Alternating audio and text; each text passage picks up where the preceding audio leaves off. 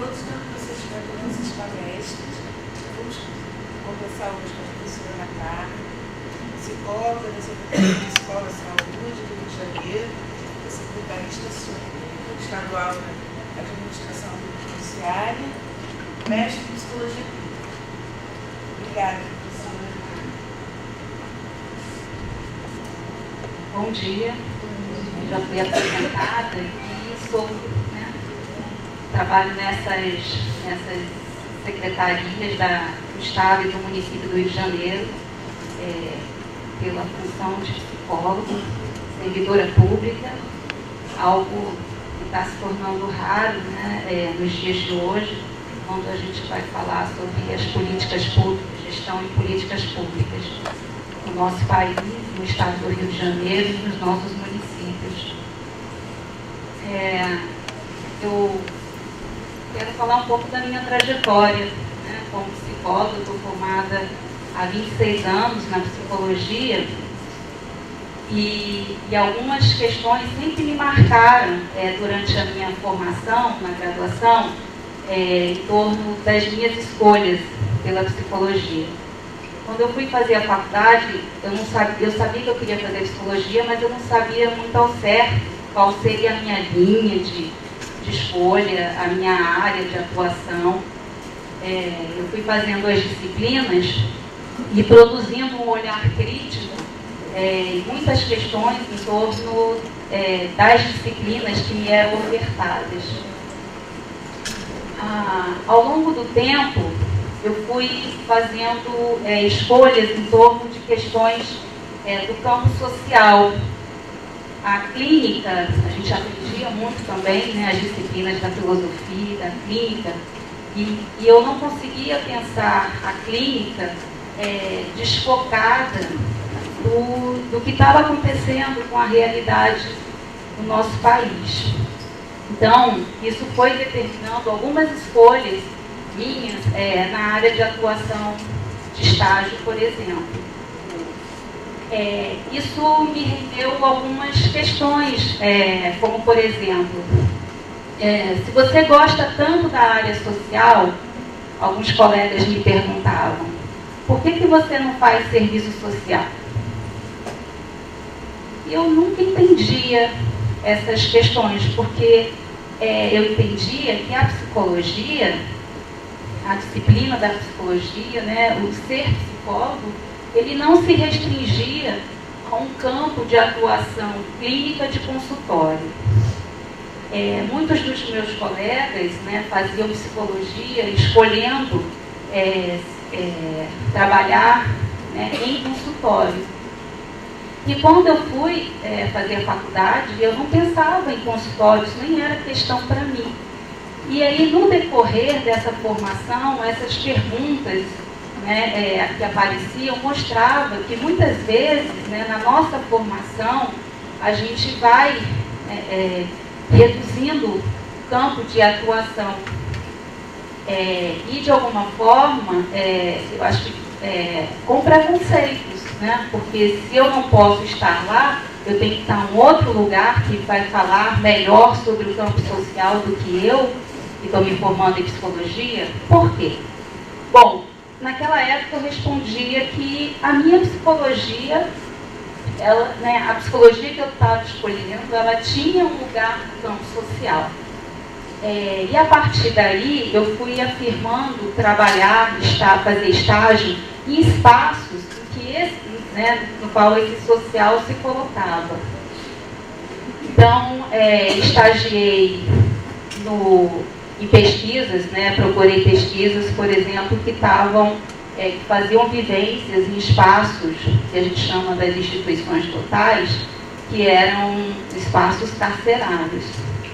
Então, trabalhei numa pesquisa que foi muito importante para a minha formação, com a professora Sônia Altoé, na qual eu tive a oportunidade de conhecer as unidades prisionais. Entrevistando, era a pesquisa dela, entrevistando adolescentes que tinham passado pelo sistema socioeducativo e que, na maioridade, quando completavam 18 anos, continuavam fazendo carreira nas unidades prisionais, aí como adulto, né, nessas unidades carcerárias. Então, a pesquisa dela falava, né, da continuidade de algumas pessoas que viviam em grupos sociais, fazendo carreira institucional. E foi muito importante eu conhecer, né? Então, eu começava a ver a partir daí que a psicologia tinha algo a dizer sobre isso, né? A gente estuda a psique humana, a gente estuda, né, o comportamento, né, o pensamento, mas a gente também, né, precisa entender de que lugar que essas pessoas que buscam a nossa atenção, o nosso acolhimento, da onde que elas falam, da onde que elas vêm. Então, eu tive essa oportunidade, né, de conhecer pessoas que viviam em situação de cárcere, pessoas que tinham suas histórias de vida, pessoas que tinham subjetividades, né, muito diferenciadas da minha, simplesmente porque a vida delas é a vida delas, aonde elas vivem, aonde elas viveram, aonde elas foram formadas, foi diferente do lugar que eu fui formada, dos valores que me foram passados.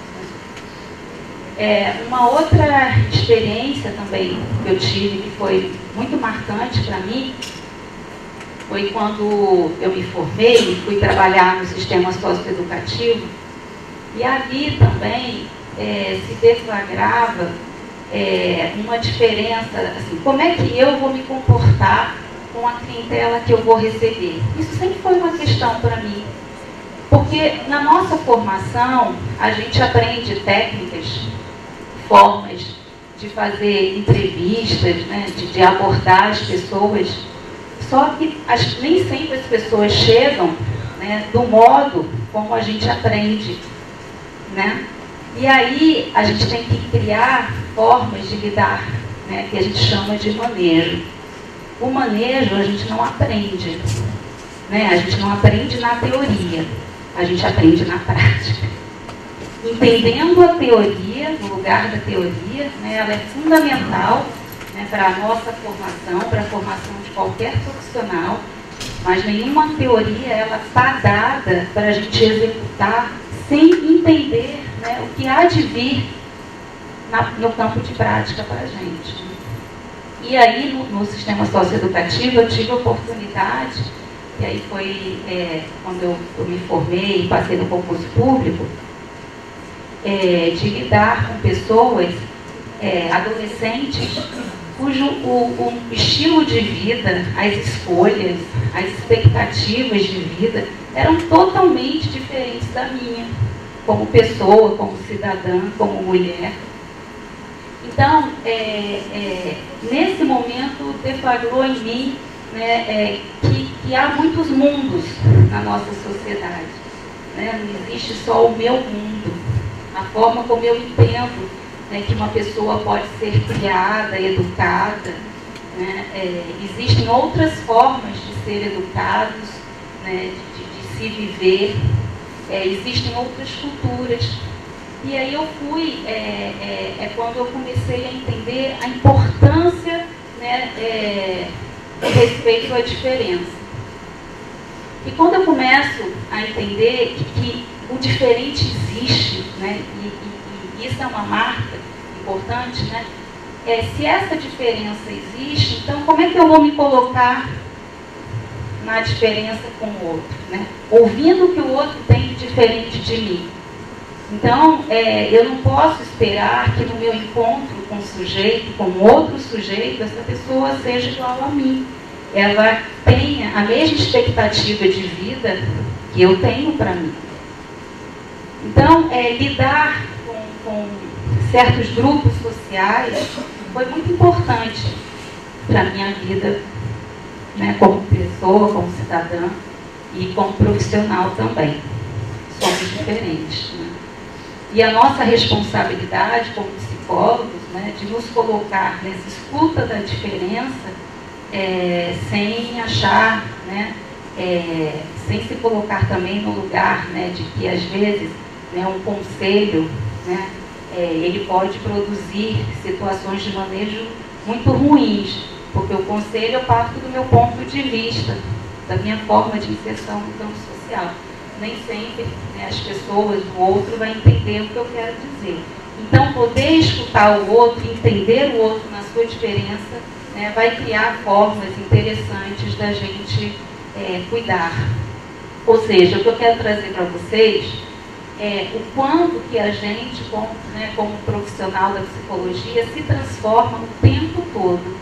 Né? A gente se transforma, né, durante a nossa formação e a gente se transforma após a nossa formação, no nosso campo de prática. E eu acho que assim, eu quero trazer para vocês essa conversa, não, né, eu estou falando um pouco de mim, das minhas escolhas, mas eu acho que isso se coloca aonde a gente estiver. Né? A importância, né, de entender, né, a diferença, a importância, né, de entender que cada situação é uma situação, cada caso é um caso. Isso, né, essa forma de pensar e que eu fui acreditando, fez com que eu encontrasse no trabalho da saúde mental, das políticas públicas de saúde mental, do Sistema Único de Saúde, né, que eu conseguisse implementar essas crenças que eu fui construindo ao longo da minha formação. Então, eu me formei querendo trabalhar, né, com instituições e querendo trabalhar com saúde mental, querendo trabalhar com políticas públicas. Então, quero chamar a atenção que esse momento da nossa formação ele é muito importante. Às vezes a gente se depara, a gente fica em dúvida e faz muitas coisas e não vai conseguindo se escutar do que de fato a gente quer, para poder ir aprofundando, ir problematizando mais os campos e as áreas de atuação que mais tem a ver com os nossos interesses, necessidades pessoais, né, e a nossa subjetividade. Esse momento de escolhas ele é muito difícil, né, mas eu acho que a gente vai conseguindo, né, construir isso ao longo do tempo. Vou usar aqui agora.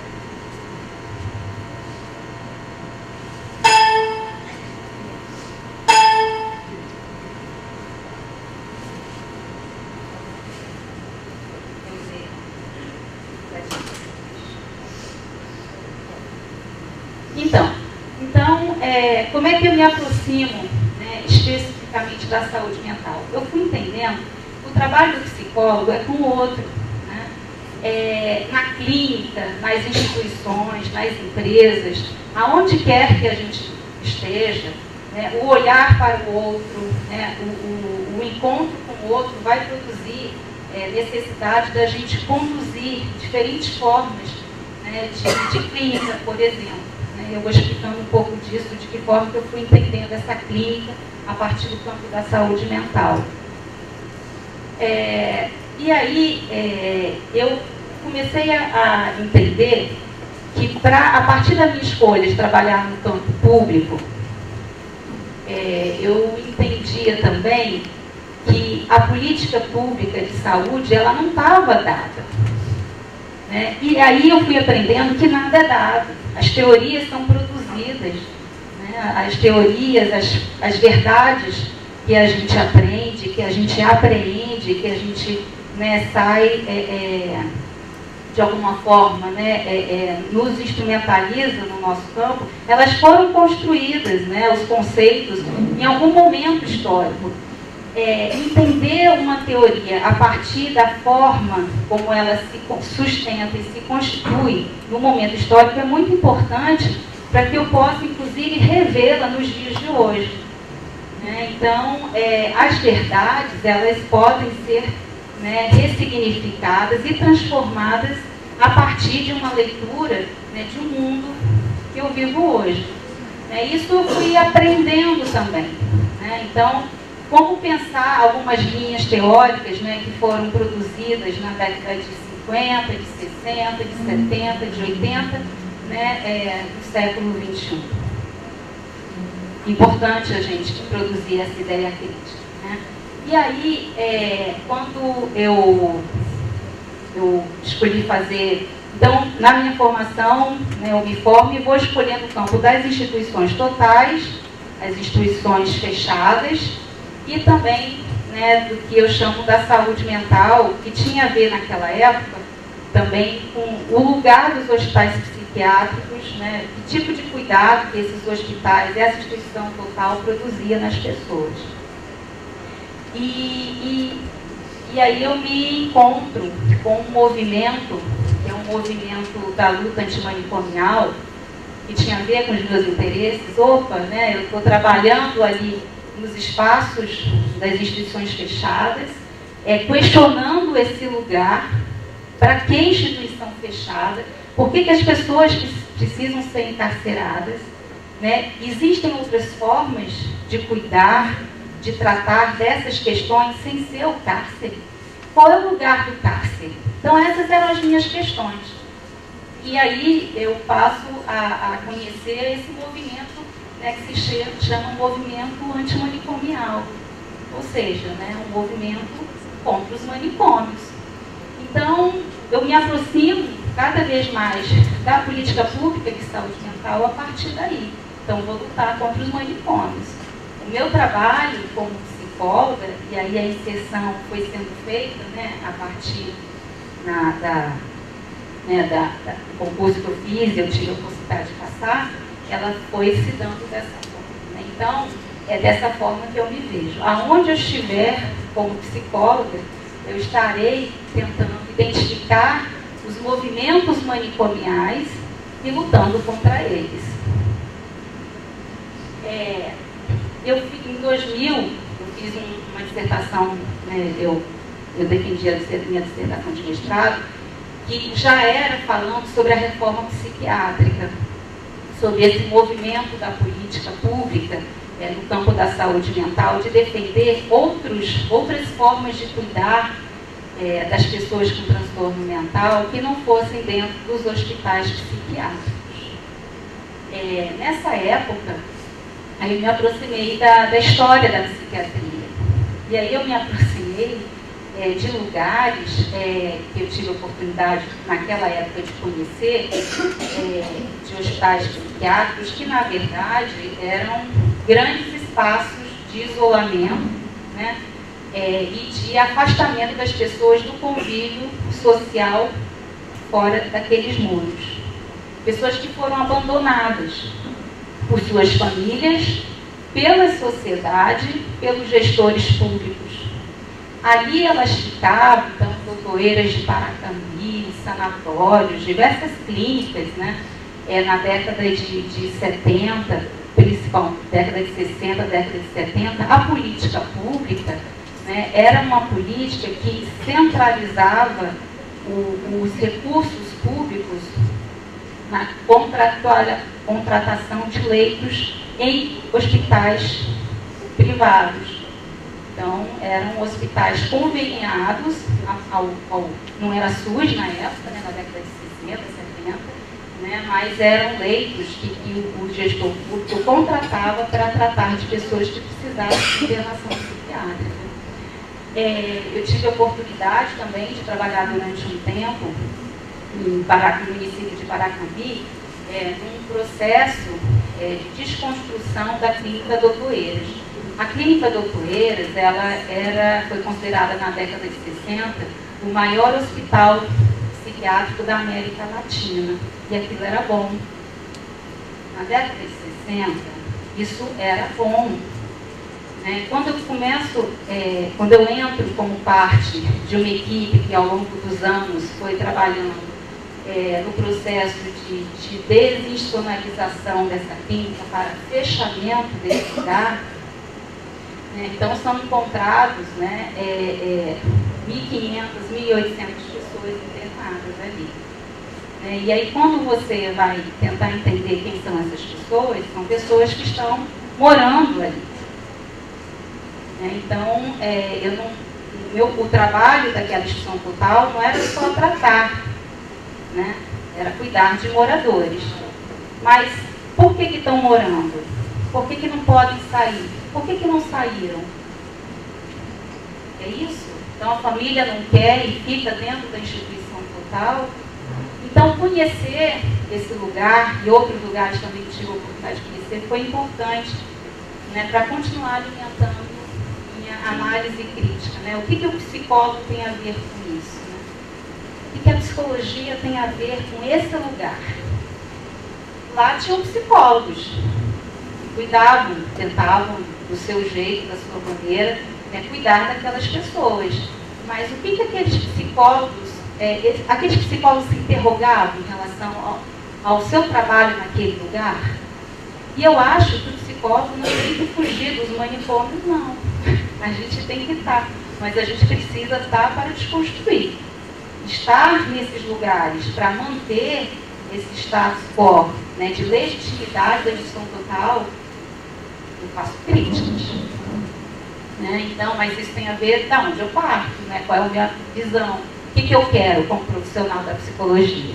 Estou falando de um lugar permanente que eu me coloco como psicóloga, de crítica às instituições. Né? E a crítica, ela não é para ser necessariamente só oposição, ela é para, né, produzir coisas novas. Eu preciso me deparar com aquilo e estranhar. Então, o estranhamento, ele é um motor necessário para a gente continuar seguindo a nossa prática. Se eu paro de estranhar, eu vou fazer igual o que a Estamira, né, no filme Estamira fala, assim, eu fico só repetindo. Repito. Todo mundo que chegar para mim, eu faço a mesma coisa. Daqui a pouco eu nem olho mais, nem escuto mais. Eu já acho que aquela pessoa é igual àquela outra pessoa.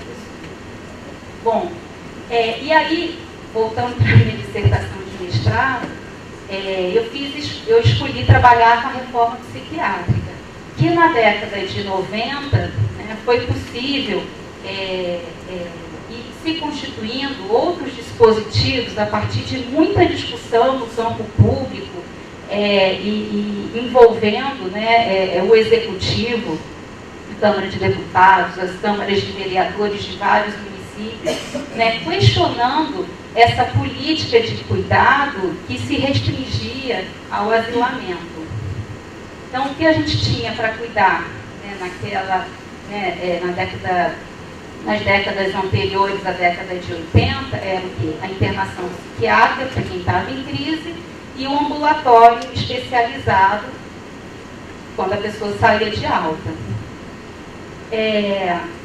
Então, nessa forma de pensar de que as instituições totais, as instituições fechadas, elas não dão conta do cuidado e simplesmente transferir um paciente, uma pessoa que sai de uma internação, né, fechada, para um tratamento aberto, especializado, né, procure o seu psiquiatra. E aí a gente pergunta, mas a pessoa sai para um ambulatório para continuar o tratamento e com que ela vai se deparar quando chegar nesses ambulatórios? Ela consegue acesso ao psiquiatra? Ela consegue acesso ao psicólogo, ao profissional de saúde mental? Então, o que se via era que, para casos difíceis, casos graves, pessoas com transtornos mentais crônicos, com dificuldade de aceitar a sua noção de morbidade, né, a sua doença, essas pessoas nunca chegavam aos ambulatórios, né, porque não tinham paciência de ir para a fila, não conseguiam chegar de madrugada. Então, elas ficavam desassistidas. E aí voltavam a internar. Então, o lugar do hospital psiquiátrico, né, se fortalecia nesse contexto. Né? Pessoa desassistida volta a internar. E aí, na dissertação de mestrado, eu fui estudar essa reforma psiquiátrica que estava se iniciando a partir das discussões, né, com os gestores, com o executivo no país, sobre o que fazer, como cuidar de pessoas com transtorno mental que não seja desse modo. Internação, ambulatório, internação. Bom, e aí eu vou pensar na reforma psiquiátrica de que forma que os usuários, eles entendem a cidadania, eles entendem também a sua inserção no trabalho. Por quê? Porque a reforma psiquiátrica visa lidar não só com o sujeito em sofrimento, mas com o sujeito. Então, além da doença mental, além dos sintomas da alteração de comportamento em função da doença mental, quem que compõe esse corpo? Quem é essa pessoa? Qual a história dela? Como é que ela viveu? Como é que ela foi criada? Onde ela foi criada? Quem são as pessoas com as quais ela teve a oportunidade de conviver? Quem é fulano? A partir daí a gente vai entendendo, né, quem é essa pessoa a partir do mundo dela, a partir, né, da trajetória dela. E aí na dissertação eu entrevistei essas pessoas, alguns dos usuários, que a gente chama de usuários de saúde mental, para saber de que forma que eles estavam lidando também com essa nova perspectiva no campo das políticas públicas de produzir outras formas de cuidado na saúde mental. E aí a minha pesquisa foi sendo sintonizada e me levou ao Núcleo Estadual da Luta Antimanicomial, que é um espaço de militância dos profissionais, dos usuários e dos familiares no campo da saúde mental, que vinham, desde a década de 60, discutindo de forma ampliada, né, essa nova política pública. Então, foi, né, final da década de 90 que eu me aproximo do movimento social da luta antimanicomial. A gente vai fazendo escolhas e vai, sem querer, querendo, né, fazendo encontros. Né? Por isso que eu acho também que é importante a gente, né, ser dinâmico também na nossa prática. E isso foi muito importante. O espaço de militância, né, como a gente fala, no campo da saúde mental, não só de uma militância no cuidado da clínica, na atenção à pessoa que está em sofrimento, mas também de uma militância no campo social. Afinal, que sociedade é essa que a gente vive? Qual é o lugar, qual é a função das instituições totais nessa sociedade? Né? Isso fez com que eu me encontrasse como profissional da psicologia. Bom, então, eu trago essa imagem e nesse terceiro encontro nacional de entidades e usuários, eu não sei o que é melhor, estou bem dividida, se eu vou para lá ou para lá.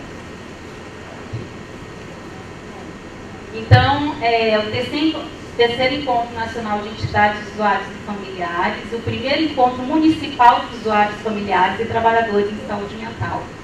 O movimento social no campo da reforma psiquiátrica, da saúde mental, ele inicia na década de 70, com os profissionais que atuam nesses espaços manicomiais, como Clínica Doutoreiras, por exemplo, questionando aquele lugar.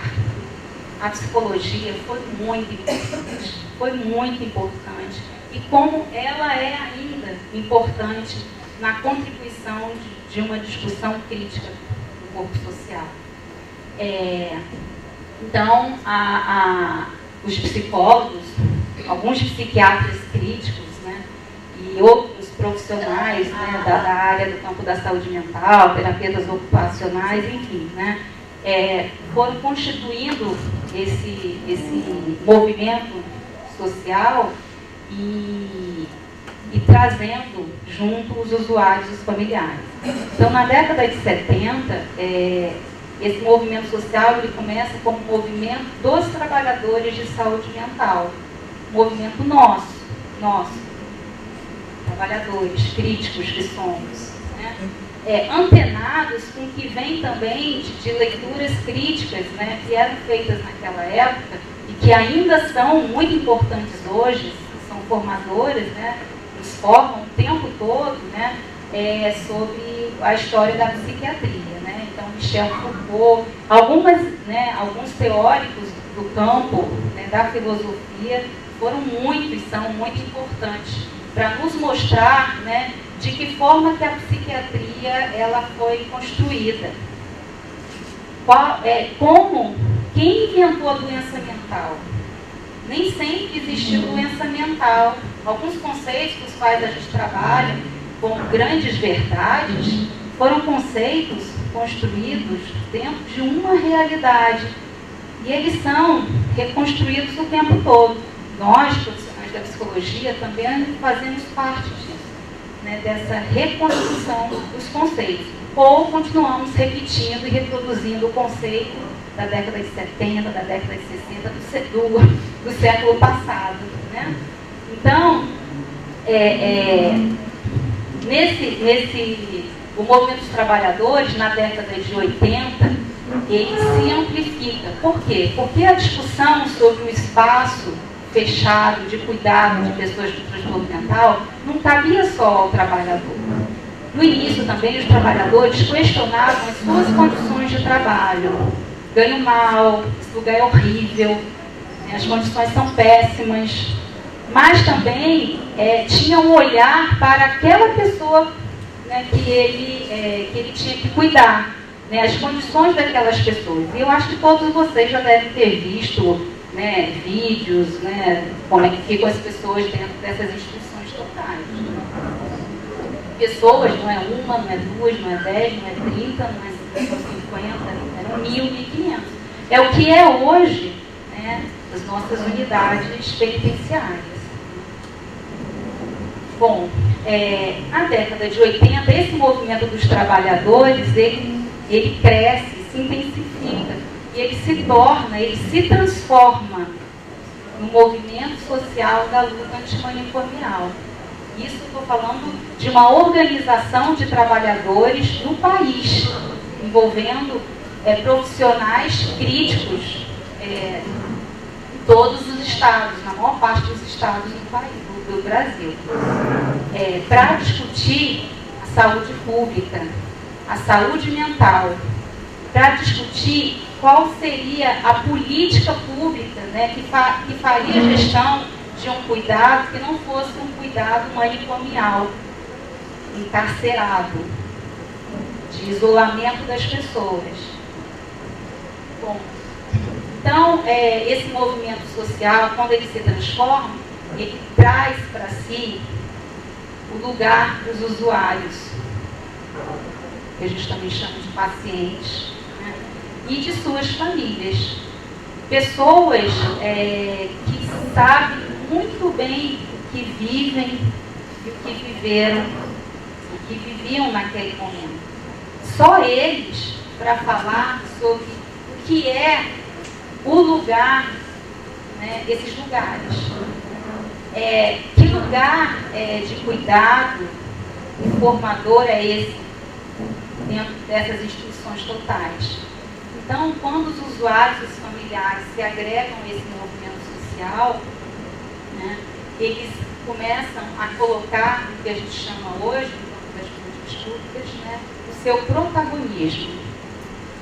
Tem um usuário, dentro desse espaço de militância, né, muitas reuniões do movimento antimanicomial, e aí quando nós, profissionais, falávamos alguma coisa, né, em nome do usuário, então tinha um usuário que sempre que ele percebia que os técnicos estavam falando coisas e os usuários não estavam sendo inseridos na discussão, então ele fala, né, não fale de mim sem mim, estamos aqui. Não tomem como verdades coisas que vocês não sabem que é. Nós aqui vivemos. Então, esse lugar, né, do viver, né, também marca a importância da gente lidar com a diferença. Eu nunca morei dentro de uma instituição total. Né? Eu nunca vivi.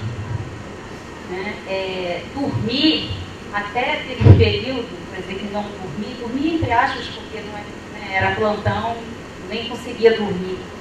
Mas podendo dormir, mas também não conseguia tamanho estresse de estar naquele lugar. Né? Durante uns 2 anos, eu trabalhei no plantão do Sistema Socioeducativo da Porta de Entrada de Adolescentes. Né? 24 horas, assim, então, assim, entre aspas, dormia, né, dentro de uma instituição total, né, mas quando acabava o horário do plantão, estava fora, né?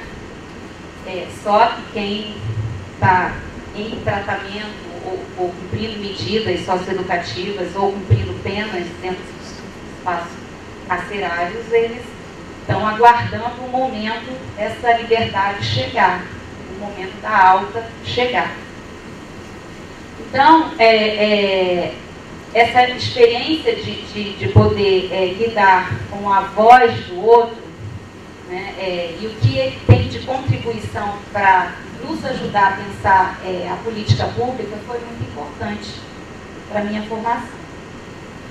E aí, vejam, em 83, acho que era 1983, não, 93. Em 1993, a gente já tinha o terceiro Encontro Nacional de Entidades, é um movimento organizado, com muitas dificuldades, porque não tem recurso, porque não depende, não deve depender da indústria farmacêutica, por exemplo. Não pode se vender de modo algum. As empresas, né, a manutenção de muitos hospitais psiquiátricos, né, se dá por empresários, né, do que no movimento social fala, né, os empresários da loucura. Né, a contratação de leitos em hospitais privados, né, faz com que alguém lucre. Grupos sociais lucram. Por isso você não pode deixar de internar as pessoas. Eu preciso ocupar aqueles leitos. O tempo que essa pessoa ocupa o leito não importa, tem que ocupar. Porque são recursos que vêm. Então, no Brasil Sem Manicômios, então, em 93, essa faixa fala, né, Brasil Sem Manicômios no ano 2000. Porque estávamos no auge, né, na década de 80 e de 90, no auge da construção de uma política pública, né, diferenciada do campo da saúde mental. Que ano que a gente está? 2018. E o que a gente experimenta? Alguns de vocês já devem ter experiências aí no campo da saúde mental. Alguém tem, né? Quantas pessoas já conhecem CAPES, conhecem o hospital psiquiátrico? 1, 2, 3. Pouca gente.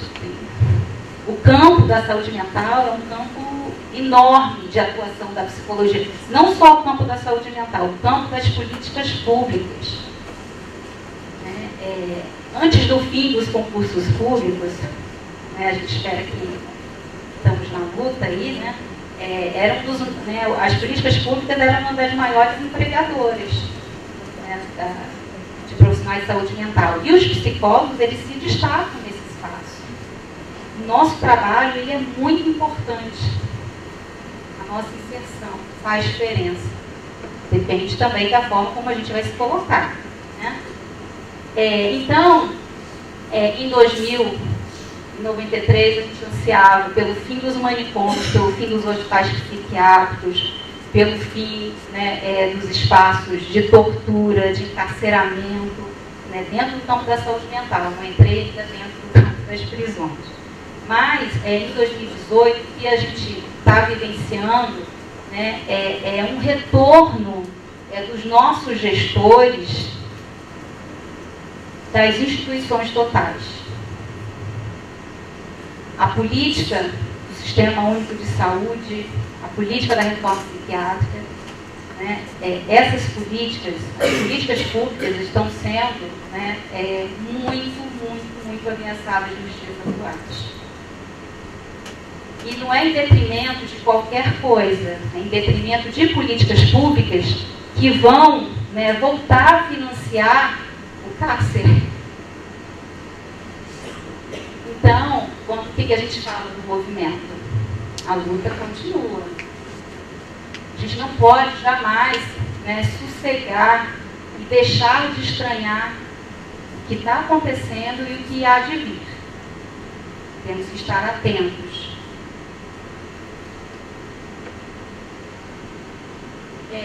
Então, lá em 1993, em 2017, essa foi uma manifestação na frente do Instituto Municipal Felipe Pinel, em Botafogo. Essas manifestações em torno desse lugar, do desmonte da política pública de saúde mental, né, elas se intensificaram nas mudanças de gestão. Eu não sei nem dizer, assim, cada gestão que vem a gente tem esperança, cada gestão que vem e que está produz desesperança. Né? Isso que se chama de crise, né, a gente precisa também se perguntar que crise é essa? Que crise é essa? Né? Que crise é essa em que os recursos, não existem recursos para sustentar a política pública? Mas se todos os cidadãos dão recursos para o gestor público, né, desenvolver políticas, a crise é de gestão, né, gente? A crise é de gestão, ou, né, essa gestão tem escolhas que são diferentes das escolhas que foram feitas algumas décadas atrás. São escolhas políticas.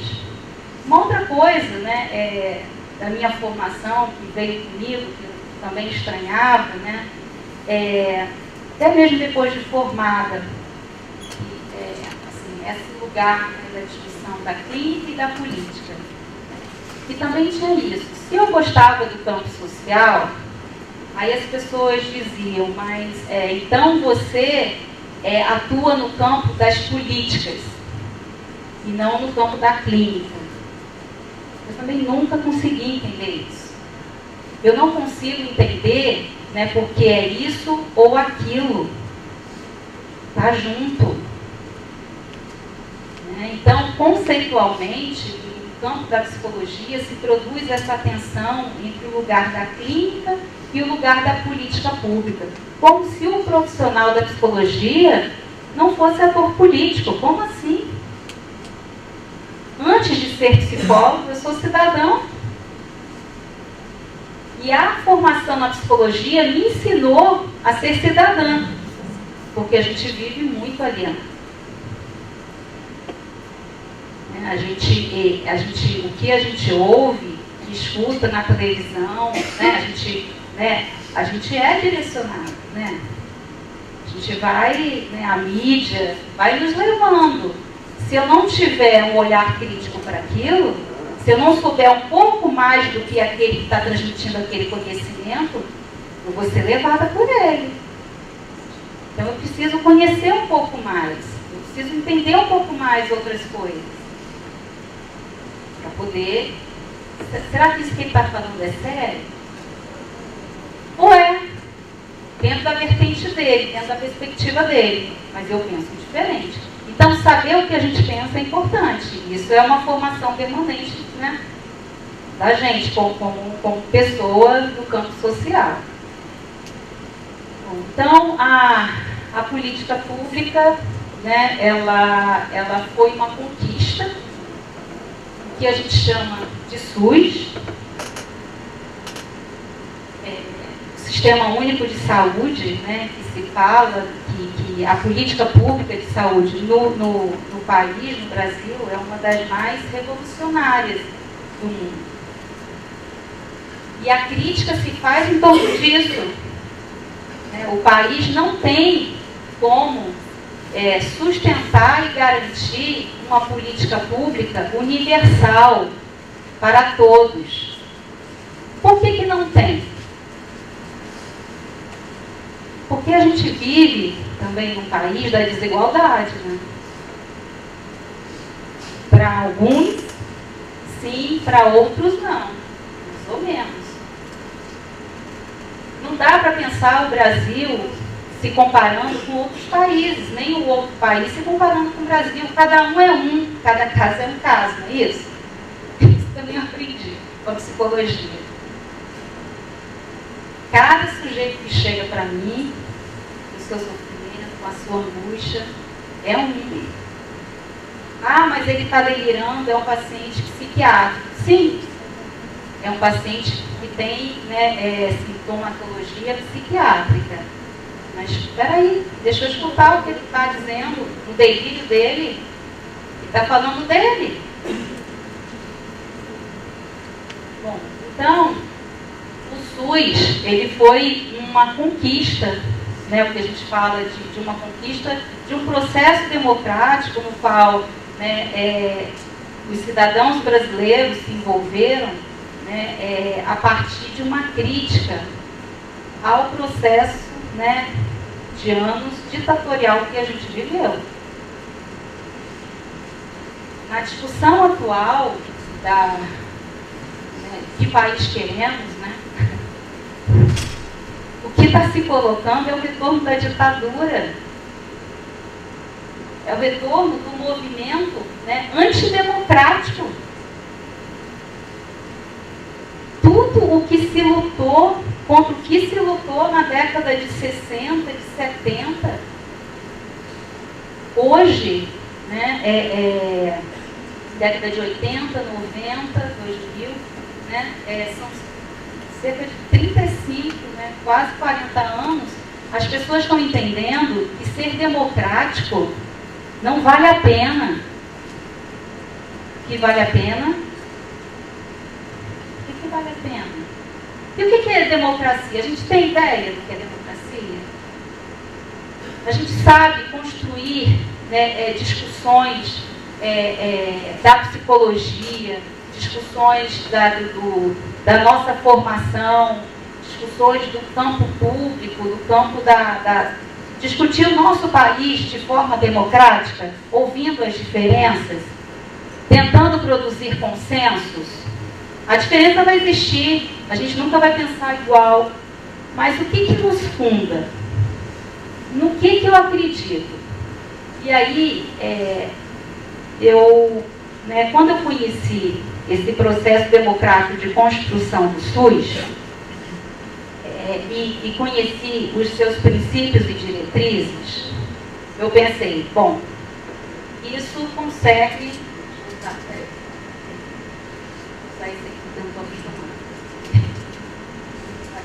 Isso aqui, né, os princípios e diretrizes. Então, o SUS fala, o SUS foi criado em 1990. Gente, o SUS é novo. Mas ele não foi criado de uma hora para outra, ele foi uma construção. O SUS nasce, né, dentro de um espaço democrático, né, de garantia de direitos, independente de classes sociais. Todos os cidadãos têm direitos. E aí tem os princípios, né, universalidade do acesso, ou seja, o sistema público de saúde precisa garantir que qualquer um de nós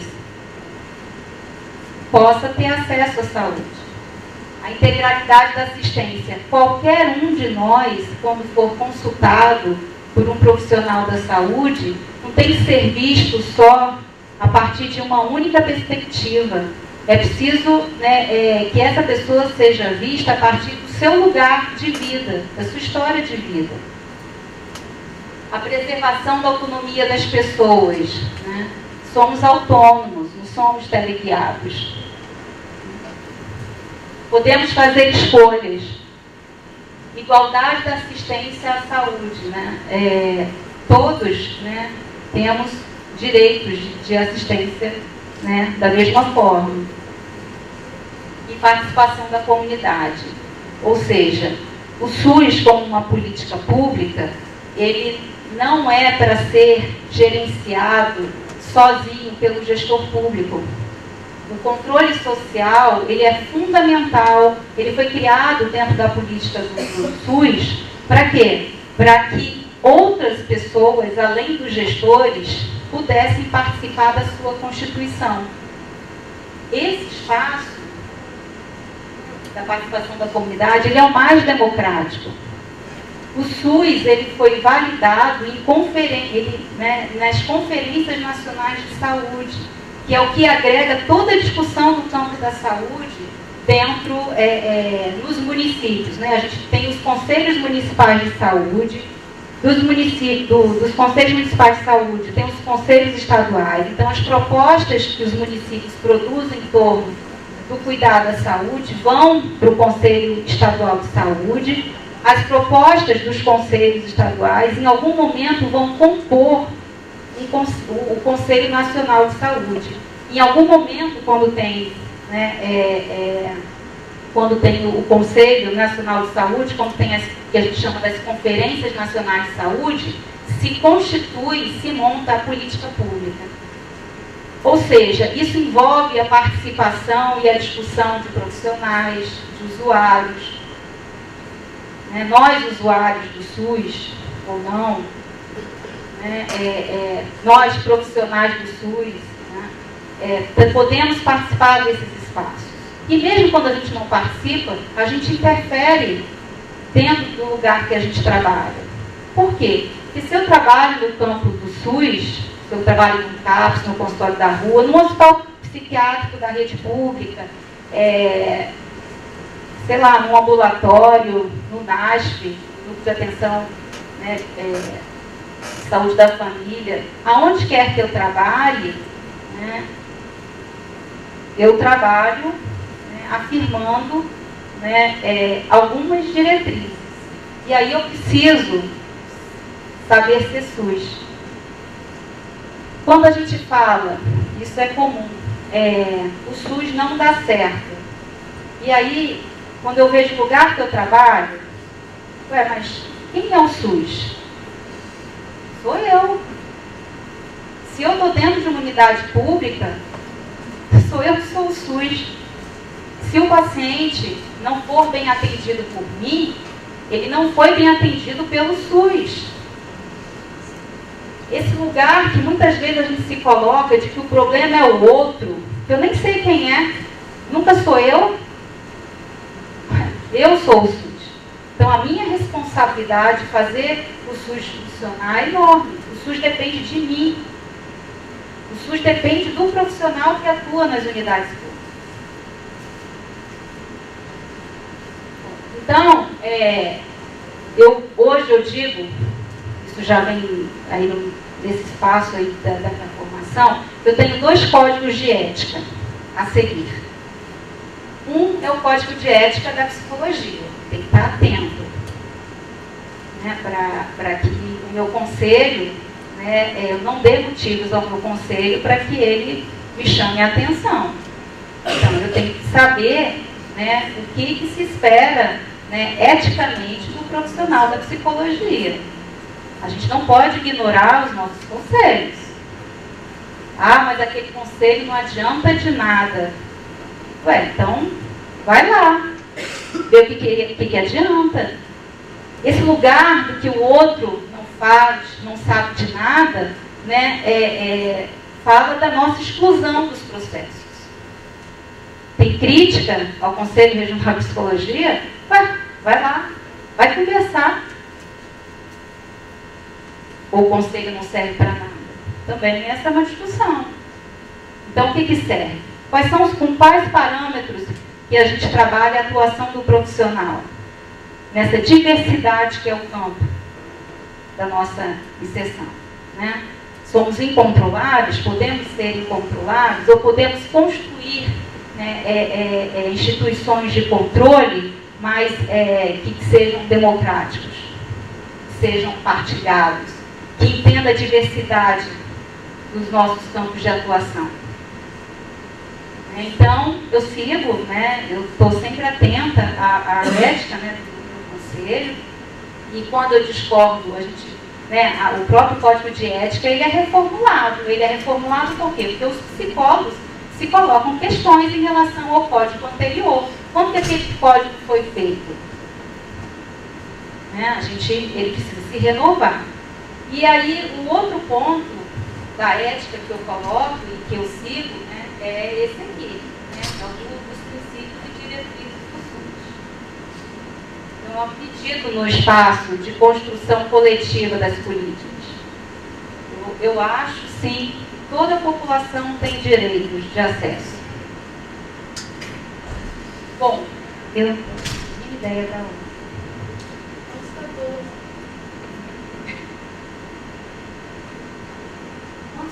É só para até onde que eu vou? Era até 11h30, né?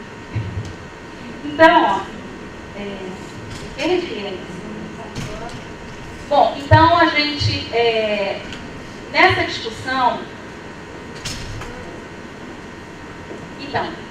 nessa discussão desse campo, a gente consolidou a lei da reforma psiquiátrica, que é a lei 10.216, em 2001. Essa lei levou 10 anos para ser aprovada na Câmara dos Deputados.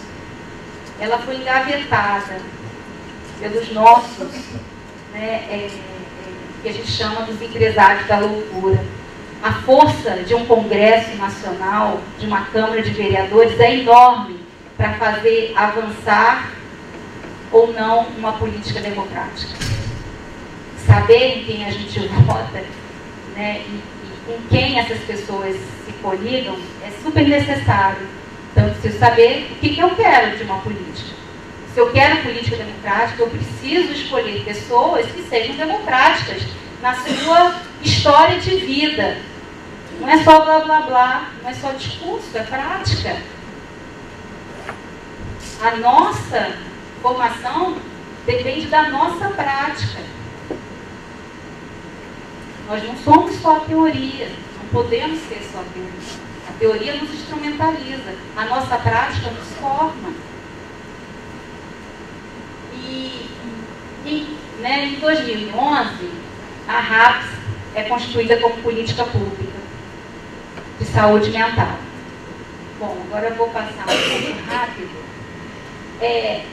Na saúde mental, para a gente fazer essa discussão do fim dos manicômios, na produção da política da reforma psiquiátrica, a gente trouxe como a necessidade de produzir outros modelos. Então, na saúde mental atual, na política da rede de atenção psicossocial, na política de saúde mental atual, a gente segue o paradigma da atenção psicossocial.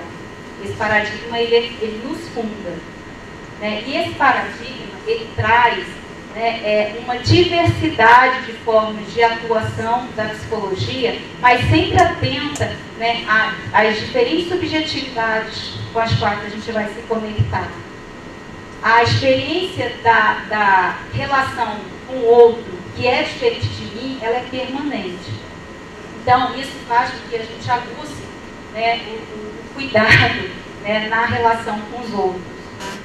Então, tem o professor Paulo Amarante, né, destrinchou esse campo de atuação da atenção psicossocial como, né, para a gente acabar com os manicômios, com as instituições totais, eu preciso rever teorias e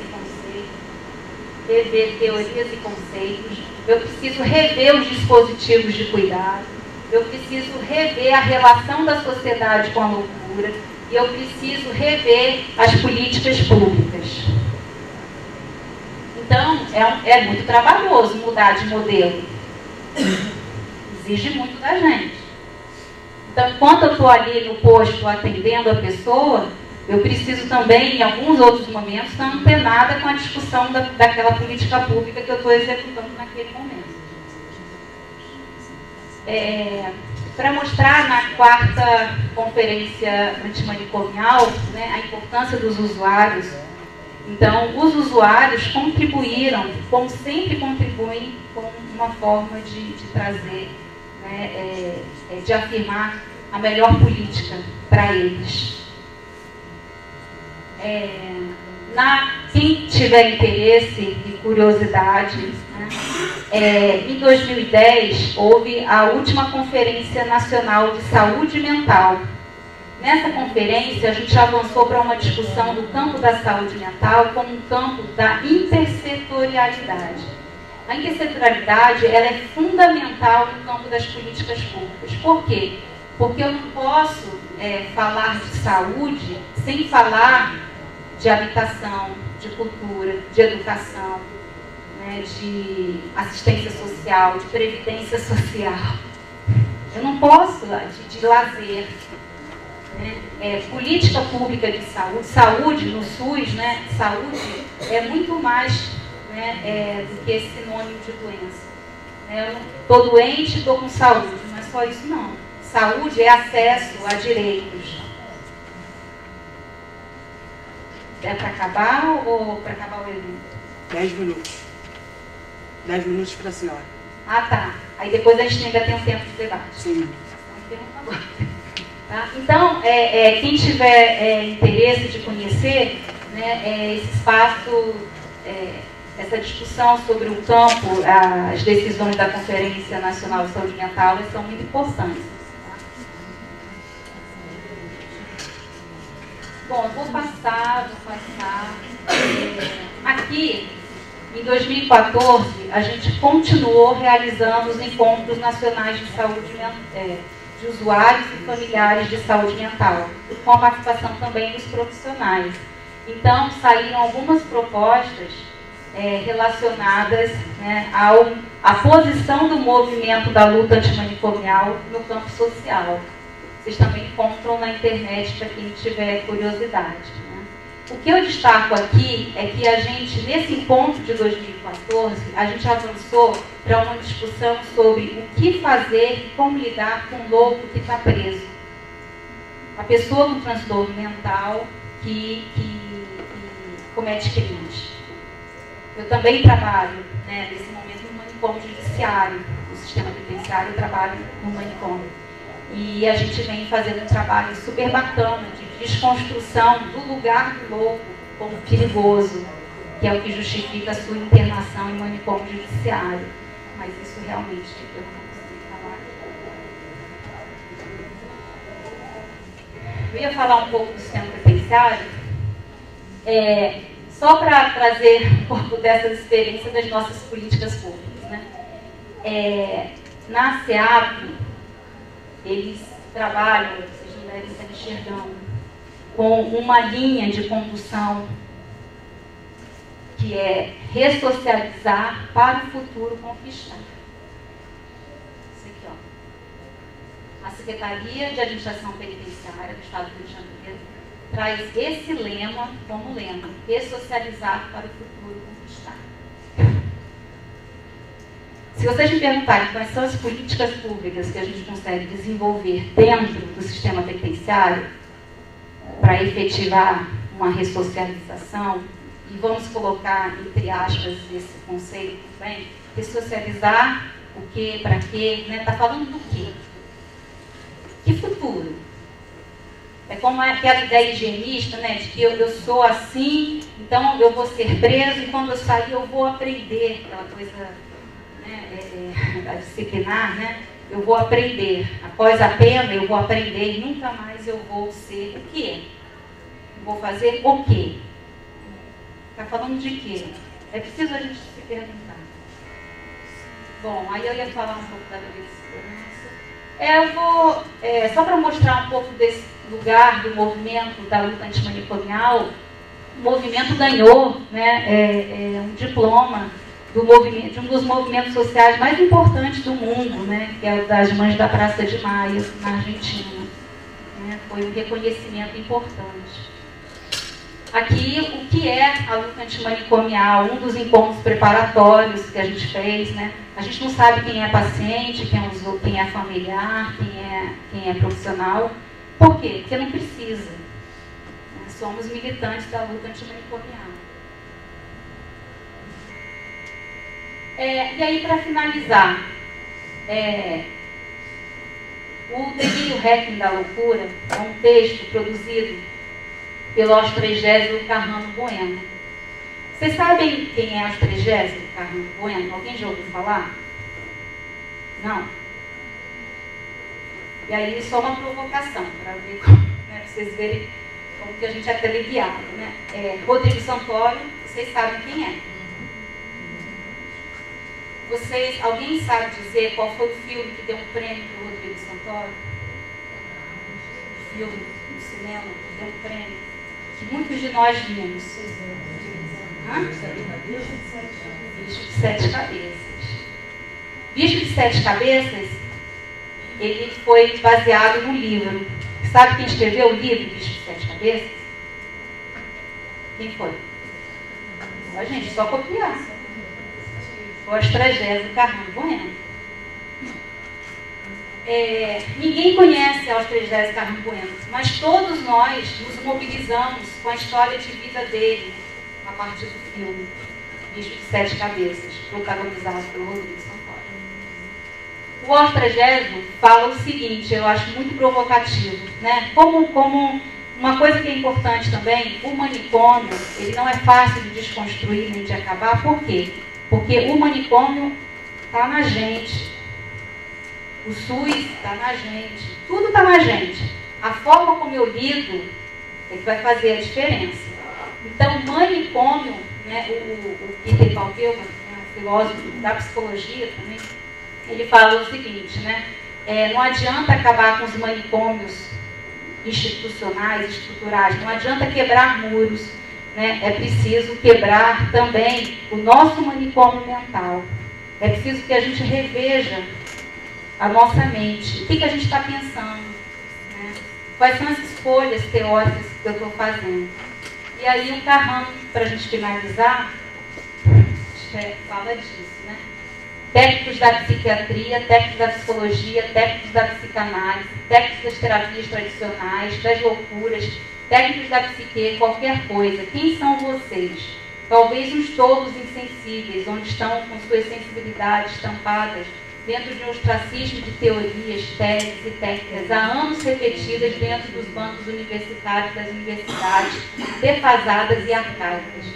Tamparam-lhes a sensibilidade e, num comodismo mental, aceitam as regras e teorias que já ultrapassam um século como sendo verdades insofismáveis. Usamos a internet, lemos sobre nossas psicoses, neuroses e outros quadros psiquiátricos. Trocamos e procuramos novas informações, conhecemos nossos direitos e deveres e também lemos a Carta dos Direitos Humanos da ONU. Temos conhecimento suficiente, muito de nós que podemos, de pacientes, passar a ser os psicanalistas e orientadores de muitos de vocês, diplomados da psique humana. Cuidado, nós também podemos manipulá-los e, com maestria, processá-los e com ganho jurídico de causa. E hoje, por causa de um diploma, um papel que lhes dá o rótulo de profissionais da psique, muitos se acham os donos exclusivos de todo o saber da psique humana. Agora, se realmente acharam-se são pessoas felizes, encaixam-se rotuladas na fantasia de normais padronizados, é outra história. Muitos desses, aí ele vai falando, enfim, Carrano dá um tapa na cara da gente, né? E fala um pouco do que eu estou tentando trazer para vocês. Ele, aqui, né, numa das encenações, ele era teatrólogo, ele produziu peças de teatro, escreveu muito, e era um militante, né, importante. E aqui ele já é falecido, o seu Geraldo Peixoto, que é um familiar também, os dois, infelizmente, já faleceram, né? Então, vou finalizar aqui com o Austro-Egésio Carrano, um inspirador, né? O livro dele foi... ele escreveu muita coisa da vida que ele viveu. O livro se chama Santo dos Malditos. E um psiquiatra que se sentiu ofendido pelo que escreveu no livro o processou. E esse psiquiatra ganhou ganho de causa.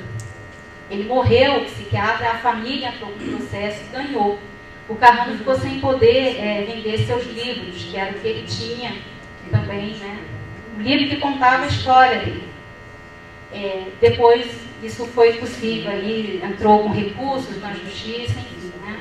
Mas ele não morre rico, né? Nem ele viveu da luta antimanicomial, ele viveu do pior, que é o manicômio, né? E do movimento social. Então a gente finaliza aqui essa palestra se inspirando um pouco na luta dos usuários de saúde mental.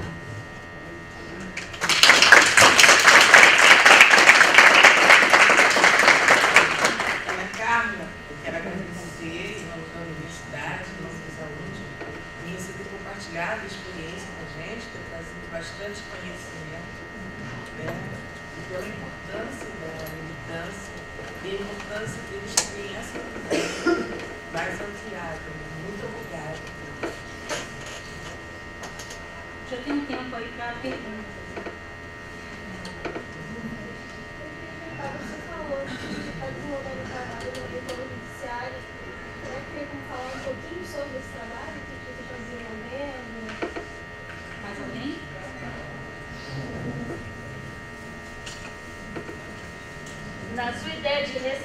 ideia da psicologia de ressocialização, o pedófilo, ele tem possibilidade de ser ressocializado à sociedade?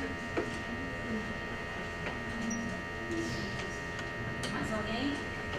E o psicopata? Ah, meu Deus, você preocupado com isso?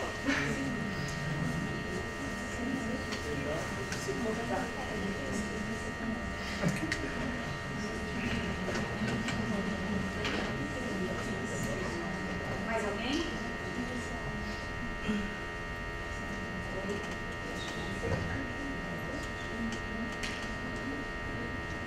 Eu estou aqui ocupando um dor de cabeça, não sei se você conseguiu passar, né? Mas hoje, como é que está as políticas públicas? Vamos lá. Mas, tá, eu vou respondendo se alguém quiser comentar mais alguma coisa. Para falar do manicômio judiciário, eu sou psicóloga. Atualmente eu sou psicóloga dentro de um manicômio judiciário, né, porque eu sou servidora da SEAP, da Secretaria de Justiça Penitenciária, sou psicóloga da Secretaria Municipal de Saúde e atuando como gestora numa unidade hospitalar. Para falar do trabalho do manicômio judiciário, eu preciso primeiro responder, né, sobre essa questão, né, dos diagnósticos, né, do pedófilo e do psicopata.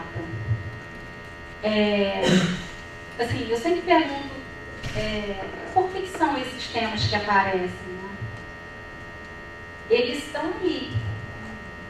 Não é só o pedófilo ou o psicopata que está ali. O que está são as leituras, são as produções de conhecimento em torno de do que é pedofilia, né, e do que é psicopatia. Né? A psiquiatria, ela vem construindo ao longo do tempo, né, verdades diagnósticas sobre a gente. Tem situações, né, que nos causam, né, repugnação, né, são situações que produzem violência contra o outro.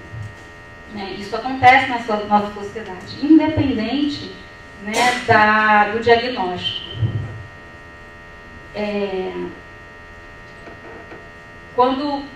E aí eu vou falar, né, do meu lugar no manicômio judiciário, que eu recebo pessoas com transtorno mental ou não que cometeram crimes.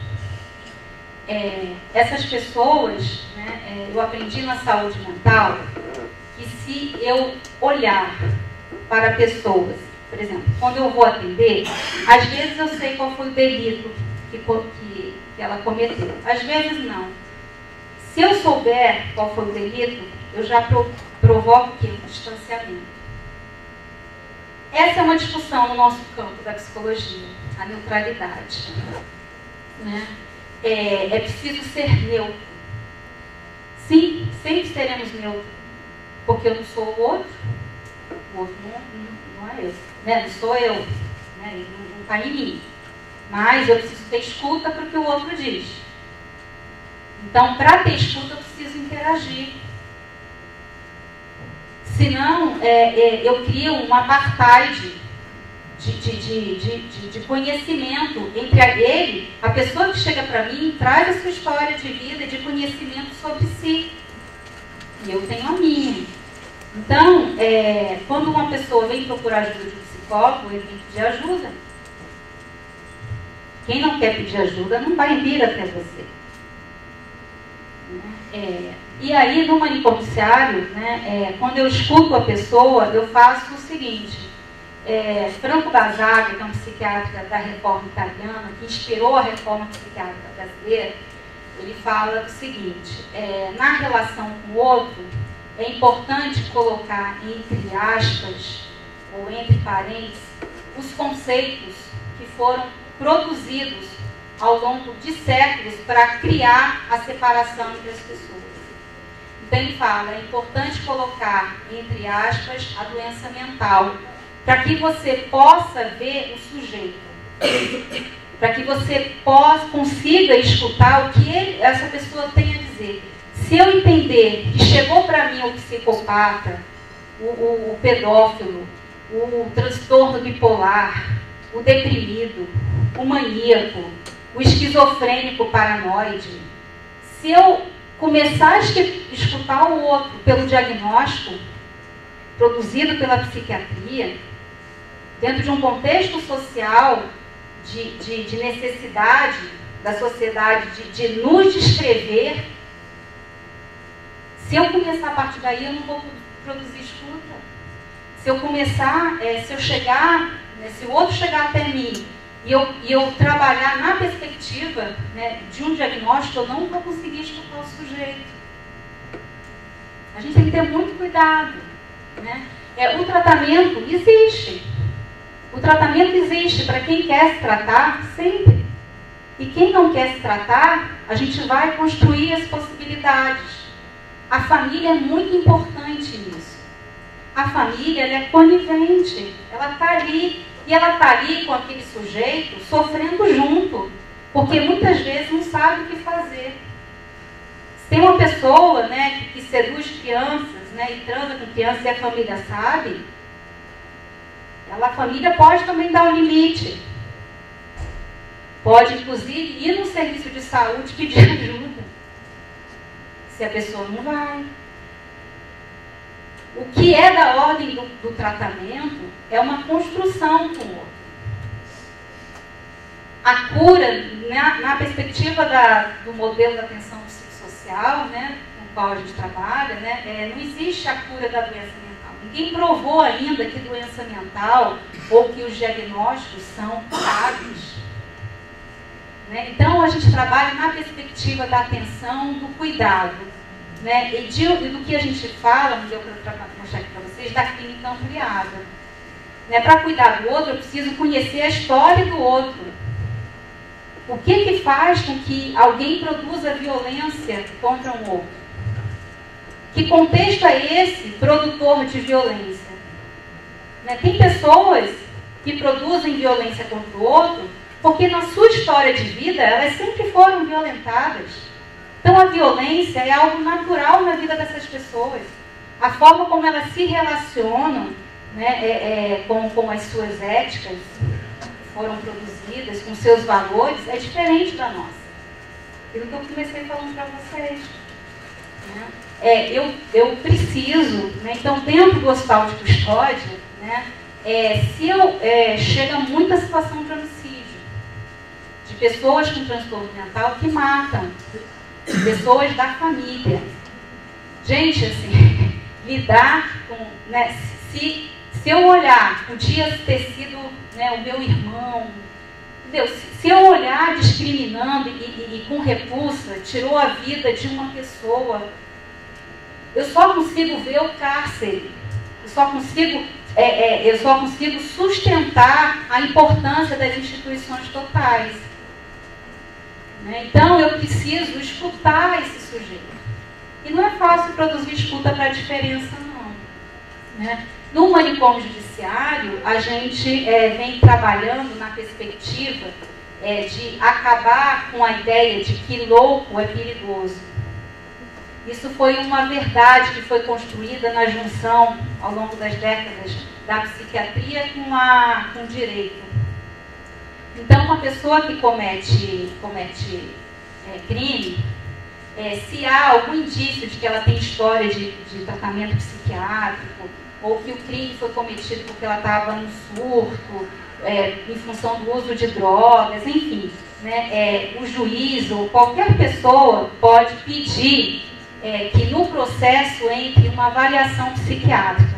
Isso vocês devem ver muito na televisão, né, de pessoas que cometem crimes, né, e que vão passar por uma avaliação psiquiátrica para provar que é doido. E aí, se é doido, não vai ganhar pena, vai ganhar a medida de segurança. Né? Então, dentro do sistema penitenciário, tem a perícia, e a perícia vai fazer o exame de sanidade mental, ou seja, vai avaliar, que é o psiquiatra, só o psiquiatra, vai avaliar se no ato do crime aquela pessoa respondia ou não respondia pelos atos dela. Se o perito, ele faz um relatório, avalia que essa pessoa não respondia pelos atos dela porque estava surtado, porque estava sob efeito das drogas, né, porque estava alucinando. É muito comum os transtornos um delito persecutório nessas situações. Enfim, e estava desassistida, né, precisava de tratamento, se tivesse em tratamento, né, o crime poderia não ter ocorrido. Então, se ele avalia isso vai para o processo. E aí o juiz, quando vai decidir, aí o Ministério Público também avalia, a Defensoria Pública, o juiz vai avaliar se a pessoa tinha algum tipo de transtorno mental, ele entende que então a pessoa não tem condição de cumprir pena privativa de liberdade. Por quê? Porque ele precisa do tratamento. Então essa pessoa, ela não vai cumprir a pena, ela não vai responder por uma pena, não vai responder por uma pena e vai responder a uma internação em hospital de custódia, que é o que a gente chama também da internação compulsória, só que por conta de um delito. Essa pessoa, quando entra nesse tratamento da internação em manicômio judiciário, ela entra por determinação judicial e só sai por determinação judicial. O nosso trabalho da área técnica é de construção de um projeto terapêutico. Aonde que a gente avançou atualmente? Há um ano, a gente já não faz mais, a área técnica, psicóloga, assistente social, psiquiatra, a gente não faz mais um pedido para exame de cessação de periculosidade do louco, da pessoa que entrou como louca infratora. O que a gente conseguiu sustentar junto ao juízo da VEP, junto à promotoria da Vara de Execução Penal, é de que mais importante do que a periculosidade, a avaliação, primeiro que eu nunca fiz relatório dizendo se a pessoa é perigosa ou não. Independente do que ela fez, independente do diagnóstico dela. O que vai sustentar o cuidado é o projeto terapêutico singular. Quem gosta do campo da saúde mental, é importante entender o que é o projeto terapêutico singular. E aí, há um ano, a gente conseguiu, junto ao juízo da Vara de Execução Penal, que ao invés dele pedir a periculosidade, se a pessoa tem condições ou não tem condições de sair do hospital de custódia, por ser perigoso ou não ser perigoso, ao invés disso, o que a gente coloca para o juízo é todo um trabalho de anos que a gente faz para construir um projeto terapêutico, que envolve o quê? A rede de atenção psicossocial. Eu jamais vou conseguir fazer um projeto terapêutico se eu não tiver CAPS, se eu não tiver CREAS, se eu não tiver CRAS, se eu não tiver consultório na rua, né? Se eu não tiver tantos outros dispositivos de cuidado que a rede de atenção psicossocial precisa garantir como política pública. Então, isso foi uma novidade, assim, né, da gente conseguir sustentar junto ao juízo de execução penal a importância da política pública de saúde mental para a garantia do tratamento das pessoas que têm sofrimento mental. A questão não é a periculosidade, é o que o pessoal diz, assim, né? Perigoso não é a pessoa com transtorno mental, perigosa é a desassistência. Perigoso é o fim das políticas públicas. E a gente vive hoje, só para responder aqui, um desmantelamento muito importante dos nossos gestores públicos. Né? Na medida que não tem mais concursos públicos, né? Na medida que os profissionais estão se aposentando, né? E não estão tendo reconhecimento financeiro, porque não tem mais aumento, enfim. Né? Na SEAP a gente não tem aumento de salário, né? Nem pouquinho, né? Há mais de 15 anos. Então, você só, né, você vai ganhando menos, trabalhando mais, porque não tem reposição de recursos, porque sai e não entra, e a gente vive hoje uma política de terceirização, de defesa das políticas públicas de terceirização. Né? Ou seja, eu voltei a achar que a política pública, né, não tem condições de cuidar, que eu preciso terceirizar os recursos públicos para um outro sustentar a política pública. Essa discussão da terceirização e da privatização dos serviços é o que se coloca também hoje nos dias atuais. Enfim, só resumo.